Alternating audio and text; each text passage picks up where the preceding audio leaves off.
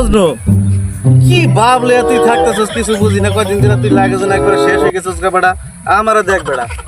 যে স্টাইল নিয়ে চলি বেটা আর আমরা তো অন্য ধরনের পোলা বেটা খান মাংস তোর যে কি আছে এটা আমি জানি না বলি নাকি না কি কমু যে গপ্প দিতাছ তার কোনো কোয়ার মতো কিছু আছে আরে বেটা তাহলে হুন গপ্পের তুই কি বুঝছস বেটা আমার যে দাদার আমলের একটা কুয়া আছিল বেটা এই কুয়াটার গভীর কত তুই জানস না জানমু কেমনে না কইলে বেটা ওই কুয়ার মধ্যে যে পানি আছিল এই পানি সারা পৃথিবীর মোটর যদি তুই বয়া 1 বছর 100 বছর হিসতে তাও ওই পানি বেটা কমতো না জানো কি গপ্প যে দিতাছ বেড়া আমার দাদার একটা বাজার আছে বুঝছো